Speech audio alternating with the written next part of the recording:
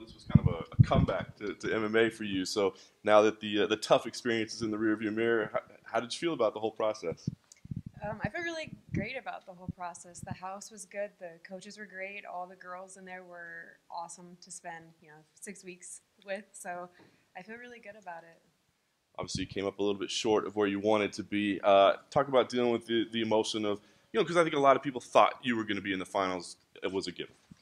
I mean, I took 3 years off, and the sport evolves rapidly. So in 3 years, I wasn't necessarily sure where I was going to fall with the girls. So making it as far as I did in the house, I thought was a success, especially after a long break and only really having a couple weeks to get ready. I honestly started training training hard when the show was announced. So I felt like a long break and a short duration to get ready for it. I was pretty happy with where I ended up. So did it kind of reignite a passion for you? I mean, are you excited since the time off the show and now getting ready for this finale? Has it been fun? Oh yeah, no, I mean, I never lost the passion. I just had things in my life happen that took me out of it for a while, and I thought of different ways to get back into it. But when I saw the announcement for the show, I knew that's how I was going to come back. The two finalists that made it. What did you think? I mean, are you surprised that they got through? Did you have them pegged early on? Are they maybe more talented than their seeds suggested? Oh yeah, they're definitely more talented than their seeds suggested. Both Nico and Sajar are very tough, very game opponents. I think both of them were sponges in the house. They both improved over the 6 weeks that they were there vastly. Both extremely underestimated from the beginning of the show to the end, I think. And it kind of works out interesting because now you get matched up with Roxy, who I think a lot of people Yeah. thought this was going to be the fight for Yeah. the finals. So what did you think when they came to you and said, hey, do you want to do this fight? Yeah, they asked, and I just said, yep. I mean, Roxy and I have fought once before, and I knew even on the show that she wanted that rematch, and the fans obviously wanted that rematch. So I wasn't surprised at all when they offered me that fight. You fought at such a high level for so long. What's your feeling coming to this, your UFC debut? It's not for the TUF title. It's not for the championship, but it's still a UFC debut. Are there nerves? Are there excitement? What's the emotion like? I'm more excited than anything. I think, being away from the sport for so long, now that I get to be back in it, I feel just like happy to be here. I'm grateful to do it. I'm lucky that I get to do this for my job, so I'm just grateful and excited.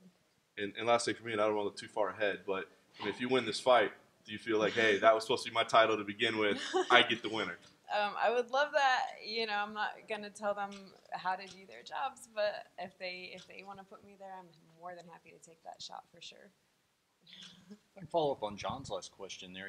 The new women's flyweight division is different than past situations where a division was built around a star, like a Ronda Rousey or a Cyborg. This is kind of the Wild West, obviously you'd like to be competing for the title, but is there a thought in your head that because there are no superstars already established in the women's flyweight division, that a spectacular performance could really kind of position you as one of the top names in a very young division?